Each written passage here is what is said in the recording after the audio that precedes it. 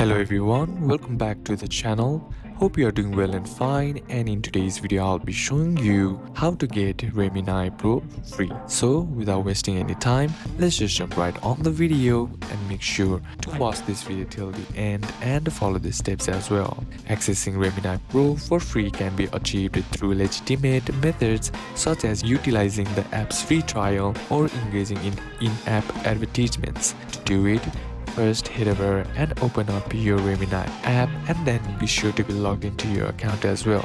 Then you can utilize the free trial that is offered for 7 days for new users, granting access to all Pro features without any cost. In order to activate it, simply tap on the Pro option on the top right corner of the screen. Then you'll be getting this try for free option. Simply tap on that and then follow the on-screen prompts to successfully have Remini Pro for free. Now, once that's done, all you gotta do is unsubscribe to the Remini free trial once the time period expires. So these are a couple of steps that you can apply, and that's it for today's video guys. Hope this video was useful to you. Leave a like if it did, comment down any questions that you have, and see you soon on the next one.